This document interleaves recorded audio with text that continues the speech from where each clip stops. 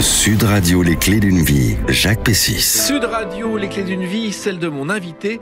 Vos jambes vous ont permis de devenir un homme de tête. Votre vie n'a cessé d'être du sport dans tous les sens du terme. Aujourd'hui, vous rendez hommage dans un livre à d'autres champions qui méritent eux aussi de figurer sur le podium de la postérité. Bonjour Guy Druth. Bonjour. Alors ça fait des années qu'on ne vous entend plus et là, et vous revenez avec un livre, Champion inoubliable au Cherche Midi, dont on va parler. Mais c'est vrai que vous êtes une légende. Oh, oui.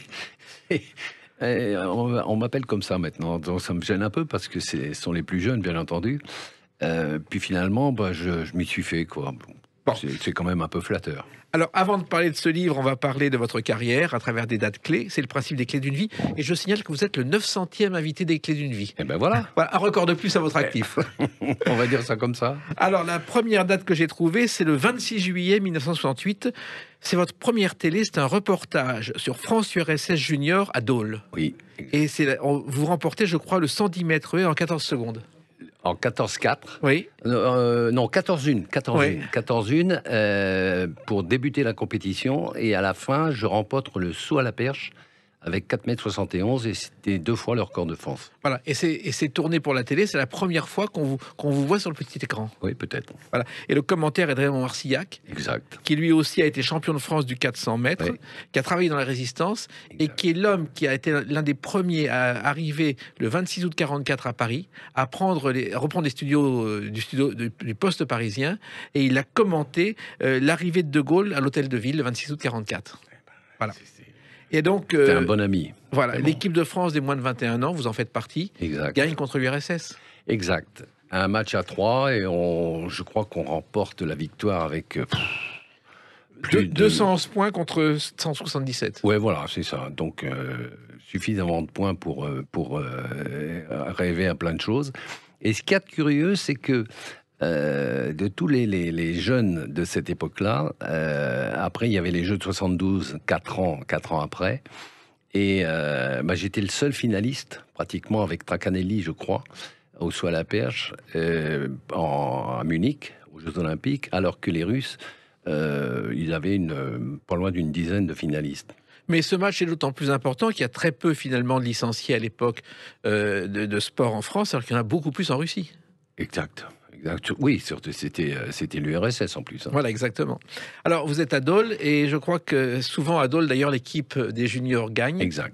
Et l'entraîneur, c'est Robert Bobin. Exact. Champion de triple saut. Exact. Robert Bobin, qui a été ensuite directeur technique national, président de l'INSEP, l'Institut national des sports et de l'éducation physique à l'époque, et qui était un grand bonhomme. Oui, et qui a été un des premiers à croire en vous, Guy Druth. Ah oui, tout à fait. Oui.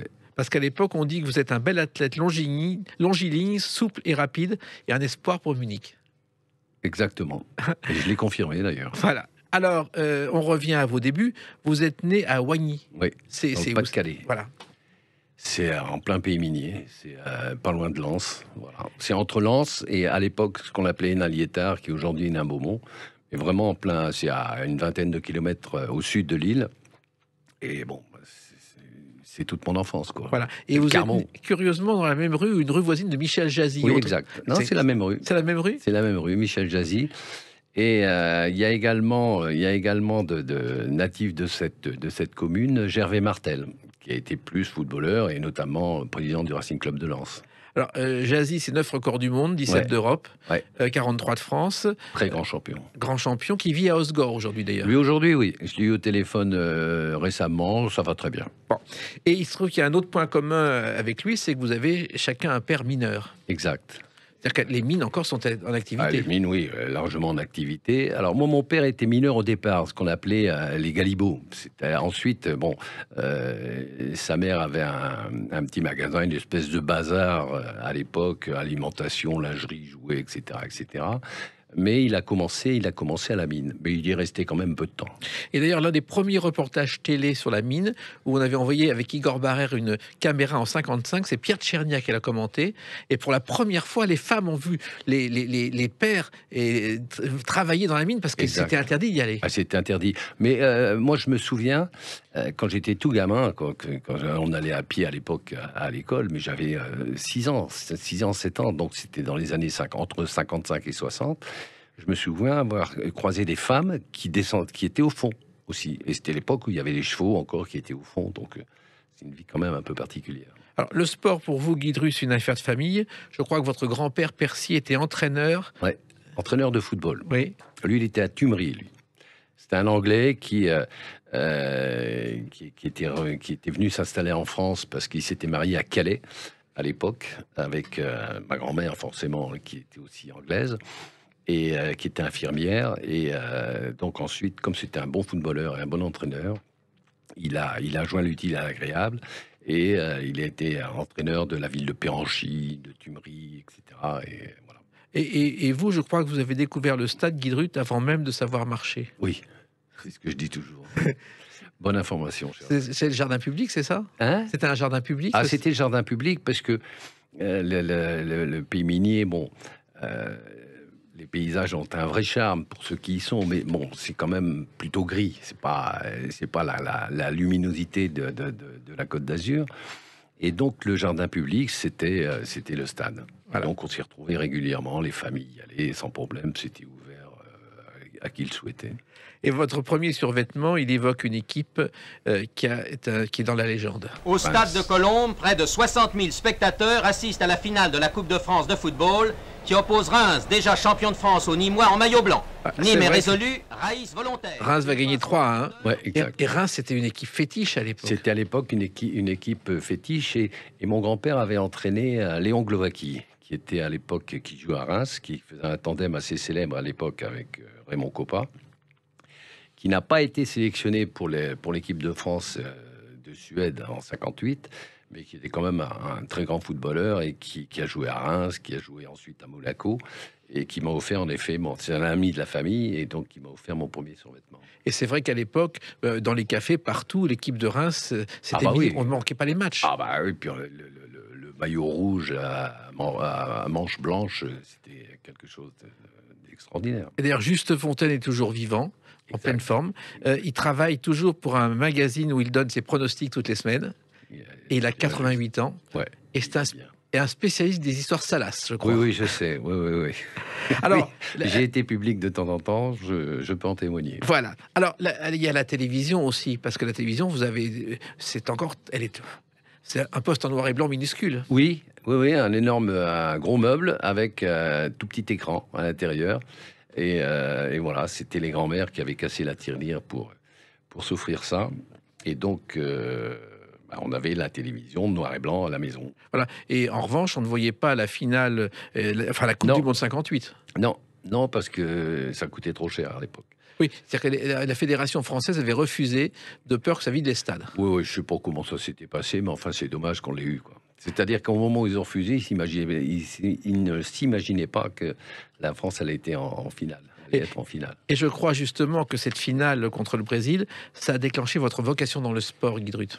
Oui, je suis né sportif, d'un père sportif, d'un grand-père sportif, d'une mère sportive, donc je pouvais absolument pas y échapper. Voilà. Et effectivement, vous allez tomber dans le sport, vous allez commencer comme gardien de but. Comme gardien de but à la SSB, l'association sportive Sainte-Barbe, à Wany. Mais à l'époque, je mesurais 1m50, pesais 40 kilos, donc assez rapidement, ma mère a souhaité que son ami d'enfance, Pierre Legrain, l'entraîneur d'athlétisme, mette un peu de viande sur les os. Voilà. Et il y a quelqu'un qui vous a marqué à l'époque. Exact. J'étais le plus novice, j'étais le seul type qui n'avait jamais fait de marathon. Vous voyez, j'étais tout nouveau, quoi. Mais je crois que c'est bon, le marathon, il ne faut pas savoir. Oui. Ça, c'est aussi une base de votre vocation de... Alors, bien sûr. Alain, qui ensuite, que j'ai rencontré ensuite, qui est retenu, mais le plus à la base de ma vocation, c'était quand même Michel Jazzy, qui était né en France et en face, et avec lequel on avait énormément de points communs. Voilà. Et puis ensuite, il y a les études. Alors, il y a Douai, l'internat, et puis il y a le lycée de Carvin. Carvin. Lycée de Carvin. Bah oui, parce que comme j'avais la tête à partir de la 3e seconde, j'avais des résultats assez corrects. Et puis à partir de la 3e seconde, j'avais plus la tête sur le stade qu'à l'école. Et donc, le proviseur du lycée de Douai a gentiment prévenu mes parents que c'était mieux que je change d'écurie. Voilà. Et donc, je suis allé au lycée de Carvin, qui était une petite annexe du lycée d'Hénin-Liétard à l'époque. et dont le directeur était le trésorier du club d'athlétisme. Donc ça a facilité les choses. Et puis là, c'est reparti, sans problème. Carvin qui est cité par Alexandre Dumas dans 20 ans après, d'ailleurs. Eh ben voilà. Je l'ignorais, mais je suis heureux de l'apprendre. Et alors là, bien sûr, vous allez passer le bac parce qu'il n'y a pas d'autre solution. Vous voulez devenir à l'époque professeur d'éducation physique. Ouais. C'est votre vocation. Oui, je veux rester dans le sport et puis j'aimais ça, quoi. J'aimais l'enseignement, la transmission et ça m'a pas quitté d'ailleurs. Mais donc, ce sont les études, puis objectivement, c'était quand même la chose la plus facile pour continuer ma carrière sportive. Oui, parce qu'en même temps, le sport, vous ne pensiez pas devenir un jour un champion à l'époque? Non, pas à ce niveau-là. Je pensais, j'étais un peu meilleur que les autres, mais quand même pas au niveau mondial. Eh ben voilà, et on va en parler à travers une autre date, le 11 mars 1972. A tout de suite sur Sud Radio avec Guy Drut. Sud Radio, les clés d'une vie, Jacques Pessis. Sud Radio, les clés d'une vie, mon invité Guy Drut. Le retour avec ce livre Champions inoubliables dont on va parler. Mais avant de parler de la carrière des autres, on revient à la vôtre avec le 11 mars 1972. C'est votre premier titre international. Vous devenez champion d'Europe d'athlétisme en salle au Palais des Sports de Grenoble. Exact. Voilà. Exact. Ce Palais des Sports qui a été construit d'ailleurs pour les Jeux Olympiques d'hiver 68. Exact, ouais. Il y a eu la cérémonie de clôture avec Pompidou et aujourd'hui ça s'appelle le Stade de glace. Encore. Exact. Alors, tout cela est vrai. Voilà. Vous vous souvenez de ce titre?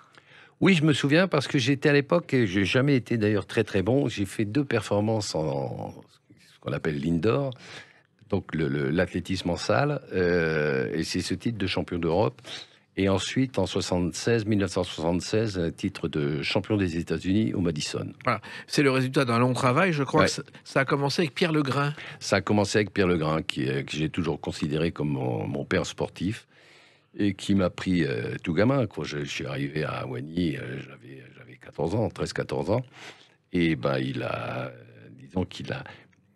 su polir la pierre brute et faire de moi ce que je suis aujourd'hui. C'est-à-dire qu'au départ, c'est un lanceur de marteau. Oui. Il vous apprend le saut à la perche. Exact. Il m'a tout appris. Parce que pour lui, un athlète, c'était pas seulement ou courir, ou sauter, ou lancer, etc. C'était un athlète fait tout l'athlétisme. Il doit savoir tout faire. Et donc j'ai commencé en lançant le disque, après en sautant en hauteur, en sautant en longueur, et j'ai découvert le saut à la perche. Voilà, et vous avez tout de suite réussi. Et puis un jour, je crois que c'est son fils qui vous met sur un terrain pour un 50 mètres. Tout à fait, parce que j'étais passionné de saut à la perche, et pour la course du saut à la perche, le rythme est important, et pour travailler le rythme, rien ne volait. Donc je faisais des régulièrement, et un jour de fin de printemps ou début d'été, ça devait être en 67, je crois, Alain Pierre, donc le fils de Pierre Legrain, me propose de faire un test sur 80 mètres. Donc on met en place, je fais le test et il prend le chrono et balaboum, je fais 10-5, record de France cadet de l'époque. Donc il n'en croyait pas son chrono. Il a en jeté, ça a donné en bière, il a dû me tromper. On va aller vers ma père, on va aller voir mon père.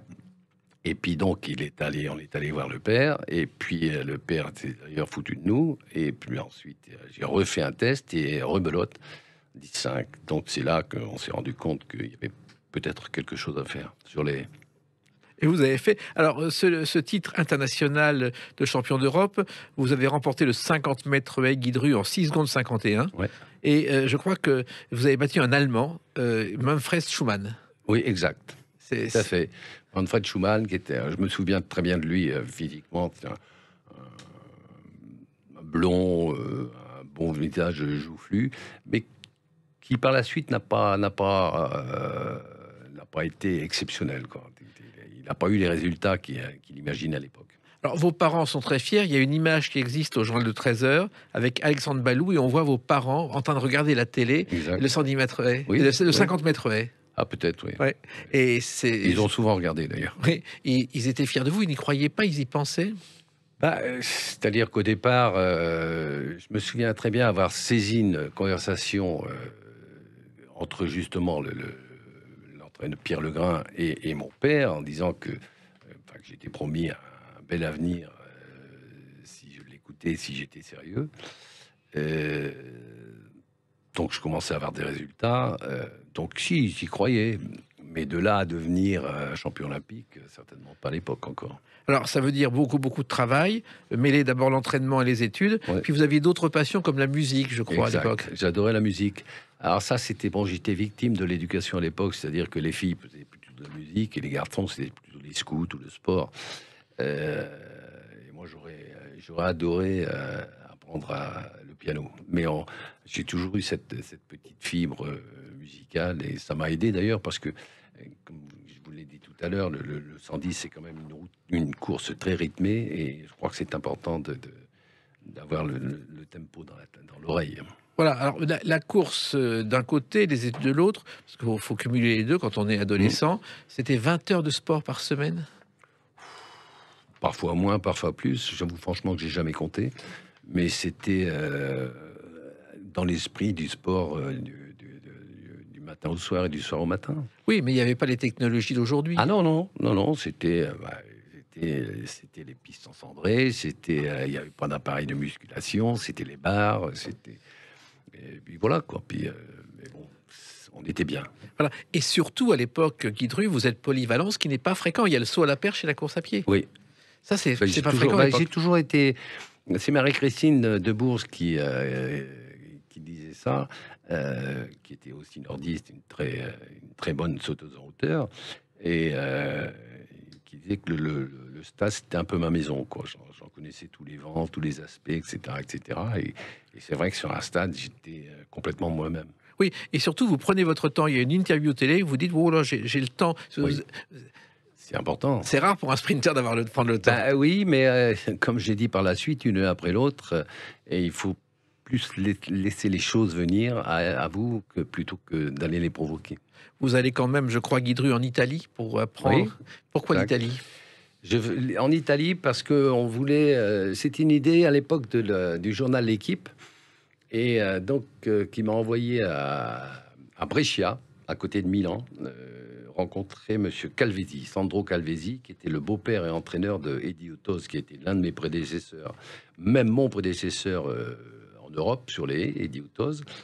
Et c'est la raison pour laquelle j'y suis allé là à Brescia et que j'ai toujours gardé d'excellentes relations avec Sandro Calvesi, à qui j'ai offert d'ailleurs mon maillot spontanément, mon maillot de vice-champion olympique à Munich. Voilà, parce qu'il se trouve en plus que il y a des techniques de préparation qui sont différentes de la France. Bah, lui, c'était surtout sur un plan technique. Il avait la magie de la technique, et Dieu sait que la technique est importante dans une épreuve comme le 110 mètres haies. Et ensuite, c'est moi qui j'ai toujours été assez responsable de ma préparation, et je m'étais toujours dit que pour faire un bon coureur de haies, il fallait être aussi rapide et souple que les Américains, aussi puissant que les Allemands et les Soviétiques à l'époque, et aussi habile techniquement qu'un Italien. Donc, je suis allé en Italie pour la technique, en Allemagne et en Russie, un peu moins en Russie, mais surtout en Allemagne pour la puissance, et aux États-Unis pour la confrontation et puis la souplesse et la vitesse. Voilà, et tout ça avec des sentiments de progression et de découragement parfois. Découragement, non. Parfois, mais c'était assez rapide quand même. Assez rapide. J'ai une anecdote à sujet assez révélatrice qui, elle, c'est une leçon un peu que j'ai reçue de Raymond Laure. Raymond Laure, qui est un peu mon père spirituel et qui était président du Stade français athlétisme à l'époque. Et je faisais un peu la gueule. Ça n'allait pas à un moment de ma carrière. Et donc, il m'a dit, fils, il m'appelait fils, je vais venir te chercher demain matin à 7h30. Donc, à 7h30, je me demandais pourquoi. Je me pointe devant l'INS. Le président arrive avec son... J'ai toujours appelé le président. Il m'emmène avec sa voiture et on prend le métro. On prend le métro, on passe 1 heure, 2 heures dans le métro. Je commençais à me barber un peu. Puis, alors après, on remonte du métro, on sort du métro quand même. Puis il me dit, on va aller boire un pot. Oui. Et il me dit, t'as vu les gens avec lesquels t'as pris le métro, tu vois ces gens-là, ils arrivent de leur banlieue, ils ont 4 semaines à l'époque, c'était 4 semaines de congés payés par an, ils vont aller en vacances quand ils le peuvent, sinon c'est métro, boulot, dodo, etc. etc. Et toi, t'es jeune, t'es pas laid, as du succès avec les filles, tu sors en boîte, tu voyages avec le sport, tu gagnes, tu es dans le journal et tu te plains. Et là, j'ai compris que voilà. Et vous êtes quand même un privilégié. Oui, et à l'époque, on dit que vous allez assurer la relève d'un grand champion dont vous allez reconnaître la voix. Je me réjouis de voir que se tiennent les 7e rencontres nationales de profession sport. Roger Bambuc, Roger Bambuc, qui d'ailleurs a reçu récemment le prix Mémoire partagée à Bordeaux et qui vit dans le Périgord aujourd'hui. Oui. Un grand champion aussi. Roger, oui. C'était, à mon avis, le plus beau sprinter à voir, avec Carl Lewis. Mais c'était de ce niveau-là. Quand il courait, c'était exceptionnel. Voilà. Et vous, tous ces gens-là, ce sont presque des maîtres pour vous, Guy. Des maîtres, et c'est devenu des amis aussi. Donc c'est ça qui est bien. C'est quand j'étais gamin, mon idole, c'était on a passé le football, mais c'était bien sûr Michel Jazzy, mais surtout Hervé Dancos. Hervé Dancos, perchiste génial, qui avait sauté à Mexico. Et puis après, il y en a eu quelques autres. J'étais quand même assez... Quand j'ai pu côtoyer après des gens, des sauteurs comme Jacques Pany, comme Henri Elliott, puis plus tard les Américains, c'est vrai que là, on touche le Graal. Voilà. Et ben, vous avez touché le Graal. On en parle dans quelques instants avec une autre date, le 28 juillet 1976. À tout de suite sur Sud Radio avec Guy Drut. Sud Radio, les clés d'une vie, Jacques Pessis. Sud Radio, les clés d'une vie, celle de mon invité Guy Drut. Champions inoubliables, on en parlera tout à l'heure, un livre paru au Cherche Midi. Et puis un jour inoubliable, le 28 juillet 1976. Écoutez ceci.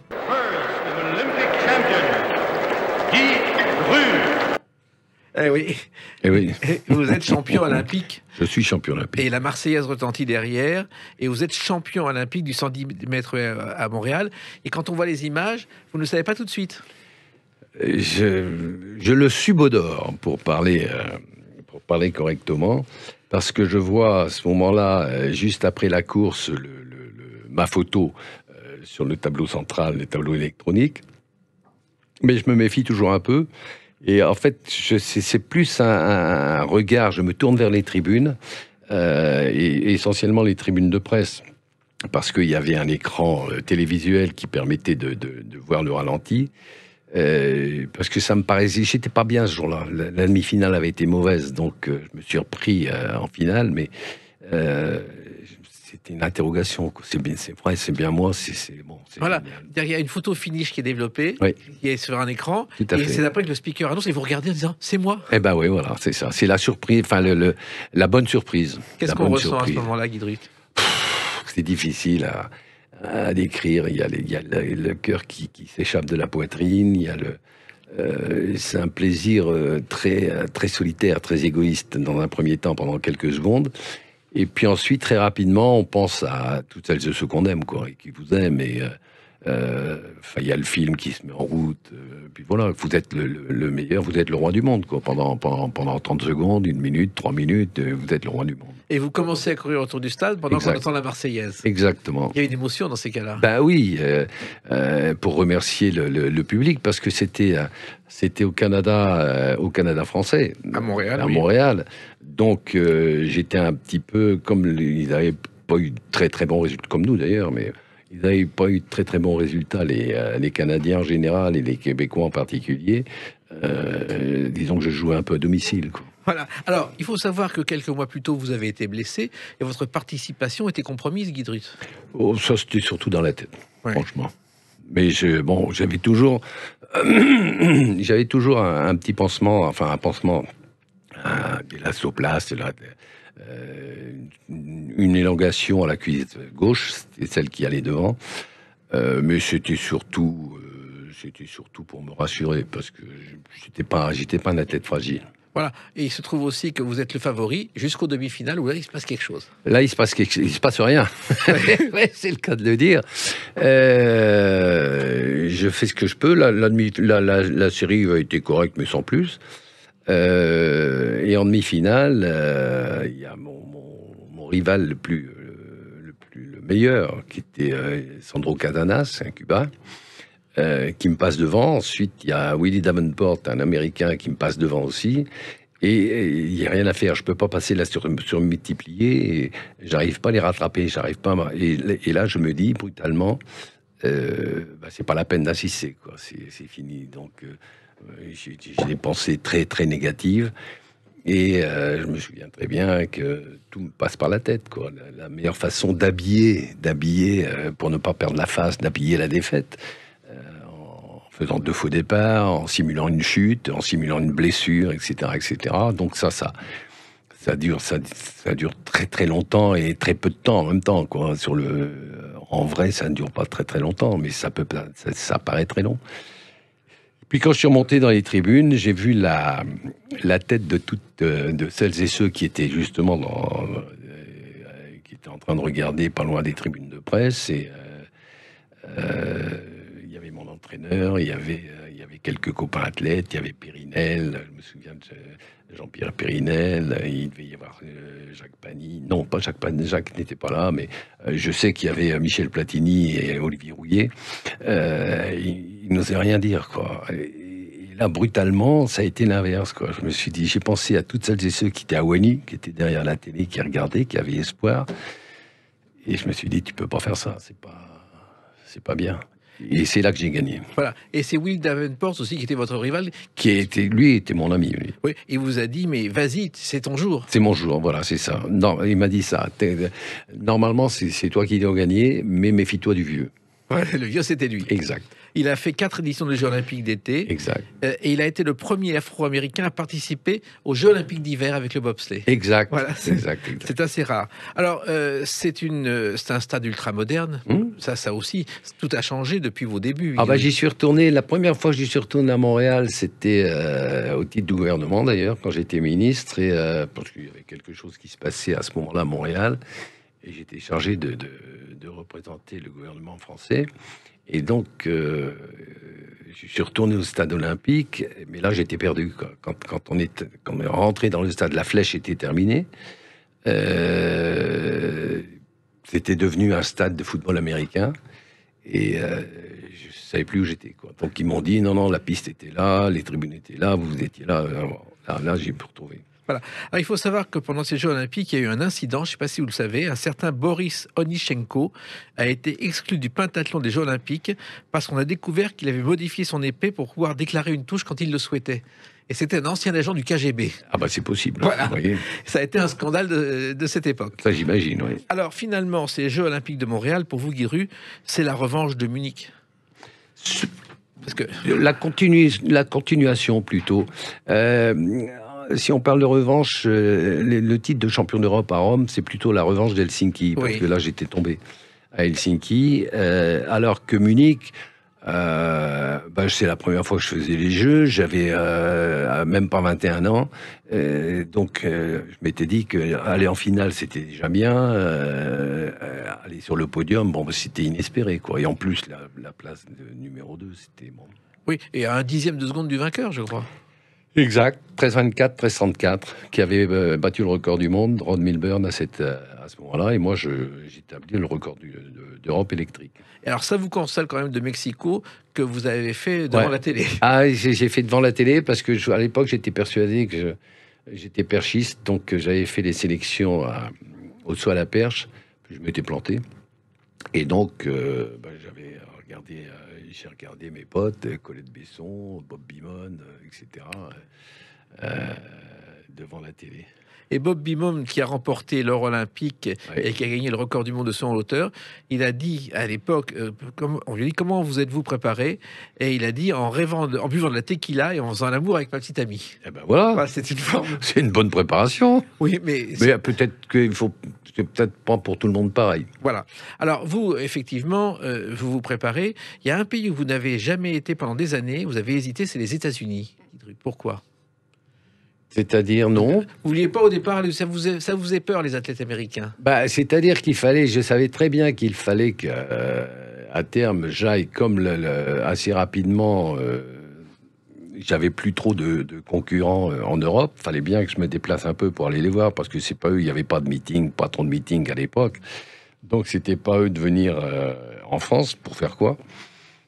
Et donc, j'y suis allé, je me suis décidé en 1972, la première fois, en allant au championnat des États-Unis, et en ayant plutôt une base d'entraînement à UCLA, à Los Angeles.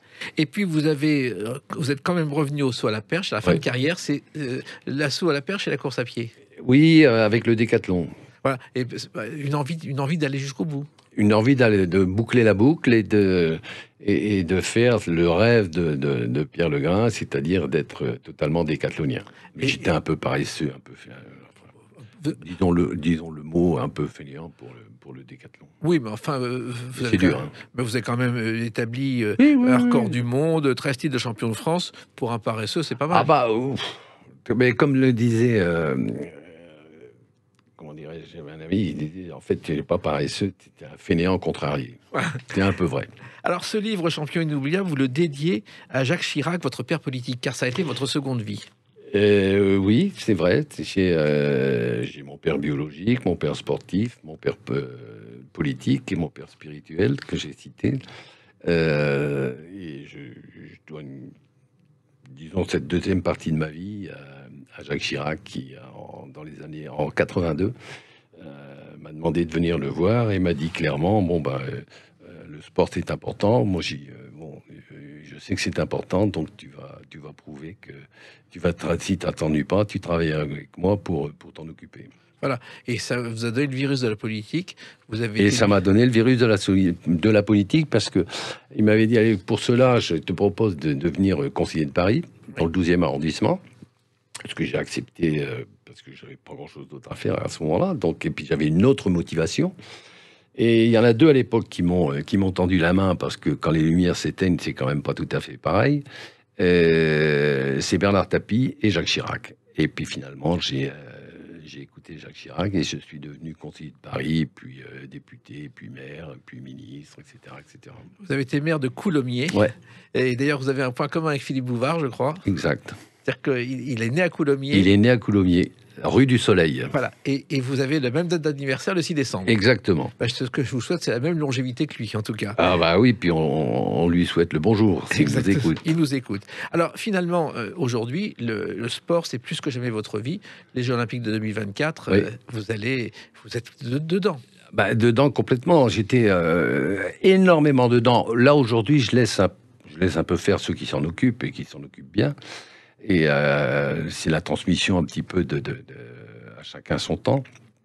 Mais j'étais très, très actif pour la candidature, c'est-à-dire les 2 années de 2015 à 2017 qui nous ont permis de remporter la victoire finale, qui est pour moi ma dernière victoire olympique à Lima en septembre 2017. Et auprès de Tounier Estanguet, d'Étienne Taubois, quand on parle des sportifs, mais également d'Anne Hidalgo, de Valérie Pécresse, du président Macron, toute la France qui est mise, quoi. Et aujourd'hui, le stade où vous alliez enfant à Oigny porte votre nom, Guy Dru. Oui, ça a été un grand honneur qu'ils m'ont fait. Ça s'est passé il y a 2 ou 3 ans. Et c'était le fils d'un copain d'enfance qui m'a appelé pour me dire, écoute, on a une idée à Oigny, on va proposer ça au conseil municipal qui en serait d'accord, c'est de baptiser le stade Guy Drut. Alors évidemment, ça m'a énormément touché, vraiment énormément, parce que c'est une partie de moi, quoi. C'est une partie de moi, pour ma famille, pour mon père, pour ma mère, pour ma famille entière, puis parce que nous sommes, en plus, je suis vraiment un ch'ti, moi, jusqu'au bout des ongles, quoi. Je suis né là le Carbon, et puis j'en suis très très fier de ses origines. Oui, et puis il y a d'autres complexes aujourd'hui, d'autres stades qui portent votre nom en France. Oui, il y en a quelques. Oh, il doit y avoir une quinzaine en France. Ouais, c'est quand même pas mal. Ah bah oui, je ne dis rien. J'en suis ravi. Voilà, et nous on est ravis aussi de vous retrouver et de parler dans quelques instants de ce livre qui s'appelle Champions inoubliables, et on va l'évoquer à travers la date du 4 novembre 2021. À tout de suite sur Sud Radio avec Guy Drut. Sud Radio, les clés d'une vie, Jacques Pessis. Une vie avec mon invité Guy Drut, la 900e des clés d'une vie, je le rappelle. Un livre Champion inoubliable au Cherche Midi qui est sorti le 4 novembre 2021. Alors c'est vrai qu'il y a longtemps qu'on n'avait pas entendu parler de vous et vous revenez avec ce livre qui est un hommage au vrai champion Guy Drut. Pourquoi ? Oui, championne des champions. Championne des champions, bien sûr. Oui, parce que c'était devenu un peu c'est devenu ma devise. C'est, comme le dit Jean-Claude Killy, apprendre et entreprendre. Apprendre quand on fait du sport, entreprendre dans sa vie d'après. Et moi, j'ai rajouté transmettre, parce que je crois que c'est important de profiter de cette expérience et de ce vécu pour transmettre à celles et ceux qui le souhaitent justement ces émotions qu'on a vécues pendant tant d'années. Oui, vous avez d'ailleurs toujours voulu transmettre puisque vous vouliez être prof au départ. Alors ce livre, donc, c'est un hommage à celles et ceux qui ont su se dépasser et qui demeurent des exemples dont on a plus que jamais besoin. Exact. Je pense qu'aujourd'hui, la France, qu'on le veuille ou non, n'est pas un pays réellement sportif. Au contraire de quelques pays anglo-saxons où, au niveau de l'éducation, c'est plus une tradition. En France, malheureusement, de moins en moins, mais encore aujourd'hui, on sépare le corps et l'esprit, quoi. Et,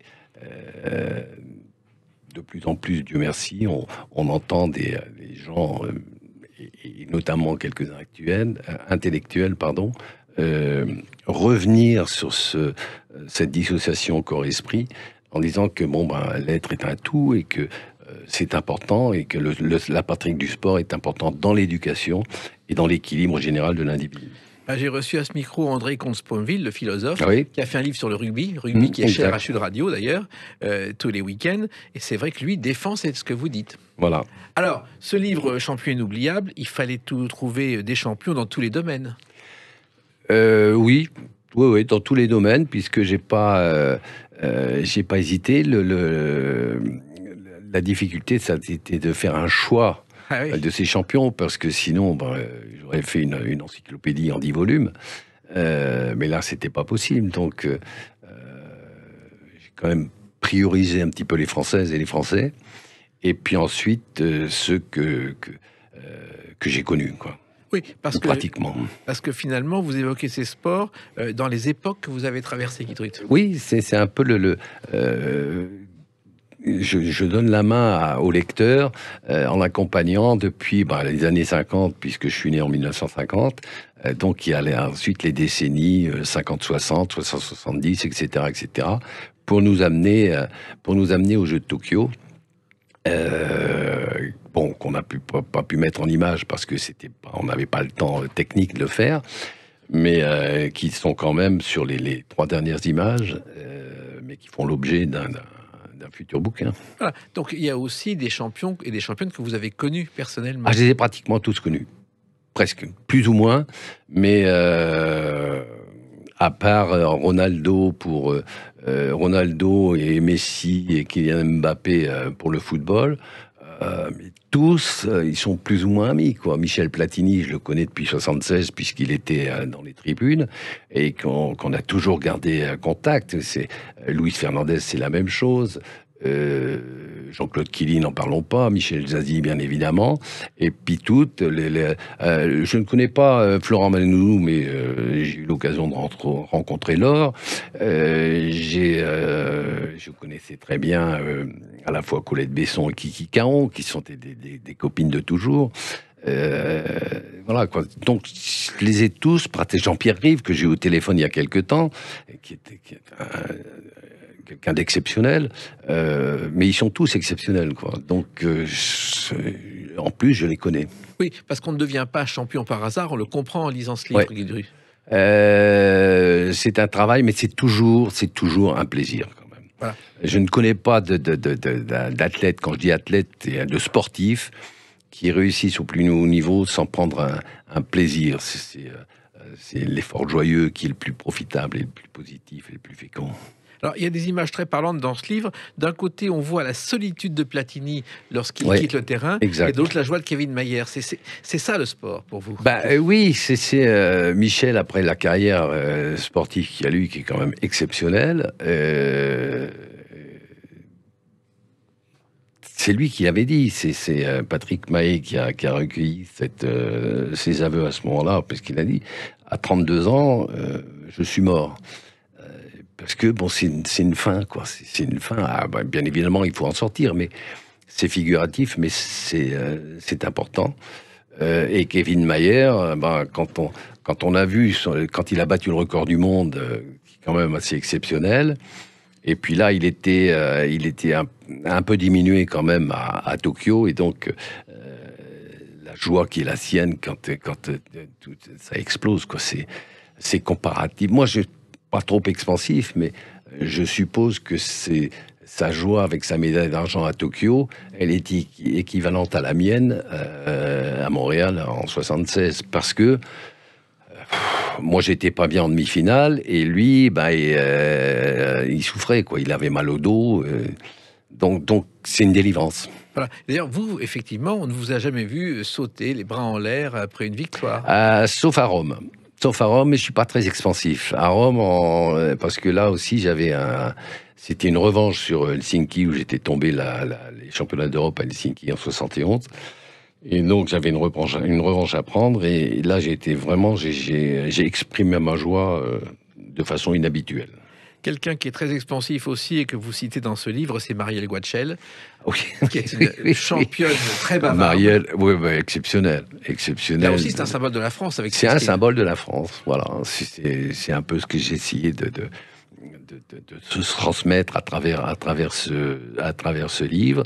Et Marielle, qui est accompagnée par cette équipe de filles qui sont restées, mais avec lesquelles je joue au golf régulièrement actuellement, que ce soit Annie Famos, Isabelle Mire, Florence Steurer, et puis quelques autres, Léo Lacroix.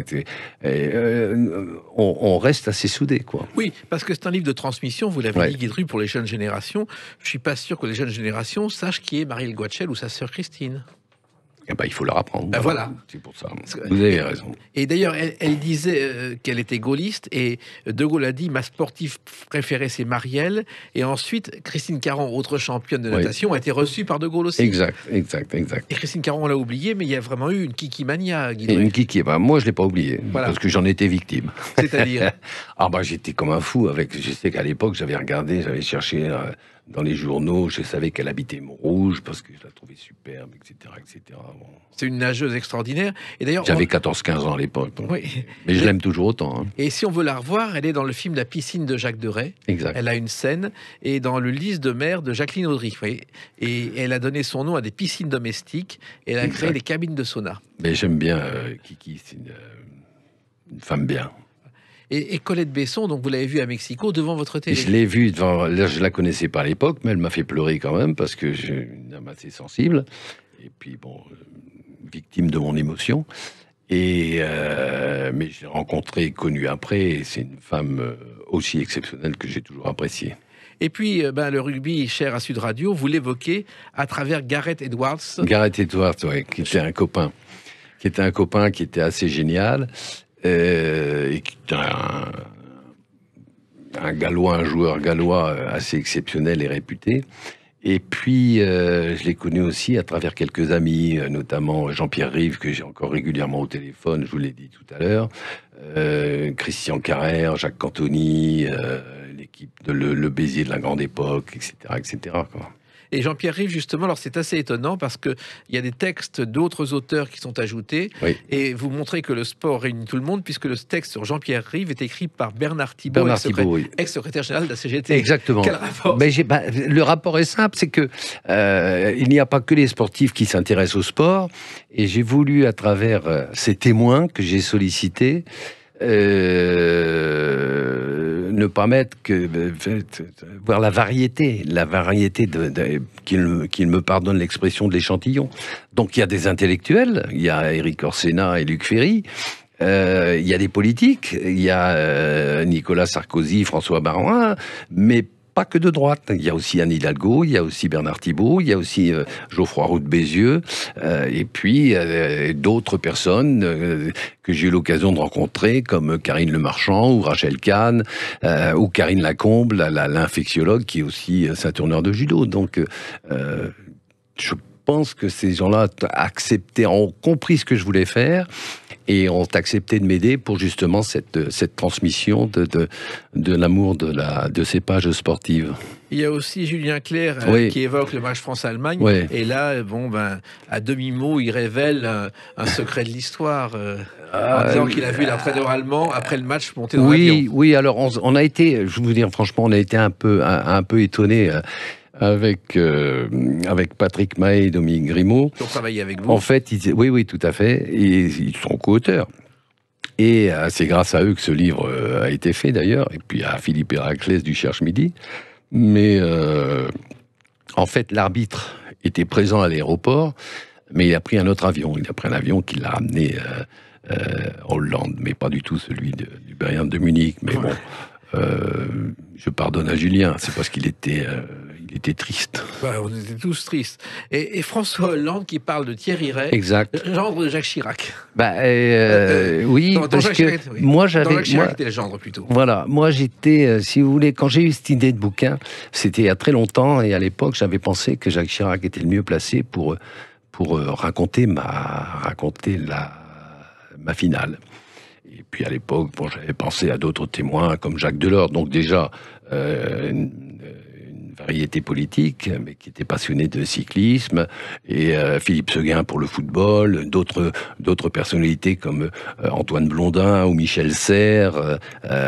Et il y en a quand même beaucoup qui sont partis, donc c'est la raison pour laquelle j'ai souhaité que Nicolas Sarkozy, qui était à Munich, puisse raconter comment il avait vécu Munich. Les attentats de 72 à Munich, exact, où sa mère voulait qu'il parte, et voilà. Elle était assez inquiète, Dadou. Et ça, il le raconte régulièrement. Et puis, pour 76, j'ai voulu François Baroin parce que François est un vrai ami et que il m'apparaît comme étant le véritable héritier de Jacques Chirac. Et puis, j'ai voulu les trois. Mais je n'ai jamais imposé. Ils ont tous choisi. Le président Macron a choisi Anquetil et Poulidor. François Hollande, qui connaît Thierry Rey, et ils s'apprécient l'un et l'autre, il a pris Thierry Rey. Donc, Anne Hidalgo a dit, moi, j'aimerais bien parler de Colette Besson. Rosine Bachelot d'Alain Mimoun, parce qu'elle a eu l'occasion de prendre le train avec lui, etc., etc. Et Rachel Kahn, c'était la déesse. La déesse, c'est Marie-Jo Pérec. Et Karine Le Marchand, c'était Yannick Noah, parce que elle n'avait pas la télévision chez elle quand elle était gamine, Karine Le Marchand. Et donc, elle m'a dit, moi, ma première télé sportive, c'était Yannick Noah. Je lui ai dit, comme nous parler de Yannick. Et elle l'a appelé, c'est le pompon du manège. Alors, il se trouve que tous ces héros-là sont restés dans le cœur des Français, et le fait de transmettre justement ce savoir, c'est peut-être donner l'occasion de nouveaux champions futurs. J'espère. C'est un peu. Si je peux être responsable d'une ou deux vocations, ce sera déjà superbe, très positif. C'est encore une fois depuis toujours votre but. Oui. Et l'avenir maintenant pour vous, Guy Drut? C'est d'en faire encore deux. Oui. Un qui racontera parce que j'ai eu le triste privilège, je dis triste parce qu'à la fin ça fait long, d'appartenir à 6 candidatures françaises. La 6e, c'était pour Paris 2024, et là ça a été couronné de succès, donc une victoire olympique.